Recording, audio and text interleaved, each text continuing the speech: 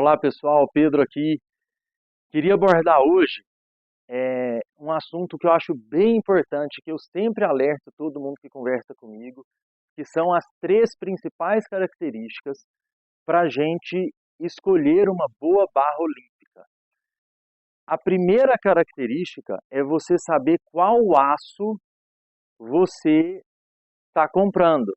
Então, basicamente, existem três tipos de aço hoje mais conhecidos e mais utilizados no mercado. Depois é saber qual é o tratamento químico dado para essa barra, qual a proteção que você está colocando nesse aço. E por último, entender qual tipo de embuchamento ou de rolamento está sendo usado nessa barra. Todas essas informações são muito importantes para você fazer uma escolha melhor da sua barra. Começando do princípio onde eu comecei pelo aço, existem três tipos de aço que você pode eventualmente utilizar na sua barra. O primeiro é o 1045, o segundo é o 4140 e depois o 8640. Nessa ordem, do 1045 para o 8640, a gente vai ter vamos falar, a nobreza desse aço, tá? O 8640 é o que mais tem capacidade de envergar e voltar para o lugar. Porque nos movimentos, se você assistir vídeos de LPO, você vai ver que durante o movimento há sim um, um movimento desse aço. Então, qual a capacidade que ele tem? Com cargas muito elevadas, de fazer essa distensão e voltar sem ter um empenho da barra. Para quem trabalha com muita carga, com muito peso, é bom que se procure uma barra no aço 8640. São pouquíssimos fabricantes que trabalham com ele, mas no Brasil existe sim a possibilidade de trabalhar com 8640. Depois, um aço que vamos chamar de intermediário, a gente tem o 4140. O grande problema do 4140 que eu vejo no Brasil hoje é que existem sim diferenças entre as regiões ou entre as siderurgias na qualidade desse 4140. Então, de repente, você pode ter alguém que tem um aço 4140, mas que não tem o tratamento ideal desse 4140 e ele pode não ser tão bom. Mas o 4140 de boa qualidade, na minha opinião, é a que proporciona um equilíbrio melhor da barra. Você não vai chegar a uma barra na qualidade que tem o 8640 no sentido de capacidade de carga, mas você não vai ter também uma fragilidade que pode ocasionar no 1045. O aço mais utilizado no Brasil hoje é o 1045. Por quê? É o aço com o melhor preço, com uma capacidade de carga aceitável, que para a grande maioria dos alunos vai atender, né? Se a gente pensar na grande massa de alunos, a grande maioria são iniciantes, é aluno que está ali numa fase de adaptação, ninguém chegou a cargas exageradas dentro do box. Eu sempre sugiro para todo mundo que tem atleta, que tem gente que carrega muito peso, a gente tenha um set muito bom de uma barra no 8640, ou quem sabe até no aço mola importado, para esse atleta treinar. Mas para a grande massa, para quem está preocupado com a rentabilidade do box, com um produto com custo-benefício bacana, você não precisa ter todas as barras com aço mola, todas as barras com aço 8640.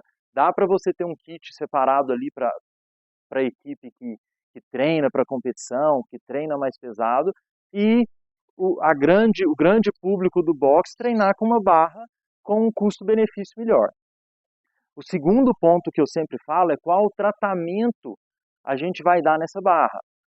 O mais comum no Brasil é que esse tratamento seja no eixo principal, no zinco ou no E-coat, e nas mangas com cromo.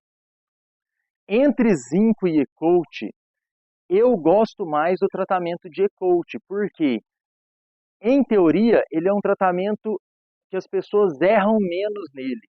O zinco, tem gente que vai defender que é melhor, mas o risco de contaminação e o risco dele aplicar o que eles chamam de micras, que é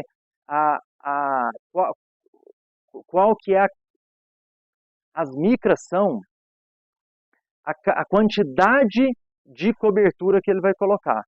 Então, quando o cara não aplica a micra, ou quando ele coloca uma camada muito fininha, isso tem um risco de sair, de começar a oxidar mais cedo.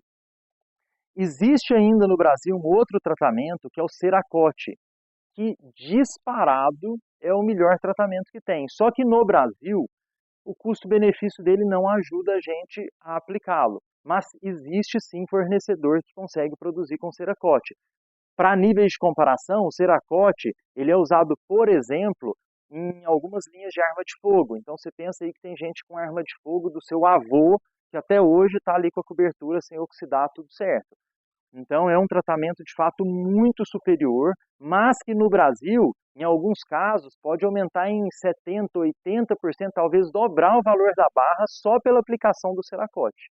Então muitas vezes não se compensa mesmo colocar esse tratamento no Brasil. Então a gente vai ficar no Zinco, se de boa qualidade, ou no E-Coat, que é um ótimo tratamento que geralmente o pessoal consegue aplicar uma qualidade boa nele. E por último, vamos falar de embuchamento, que eu acho que é até um ponto até mais polêmico um pouco no Brasil. Porque quando começou o mercado no Brasil, a gente sempre procurava fazer a barra com embuchamento de bronze, porque o bronze, de todos eles, na minha opinião, é o mais durável.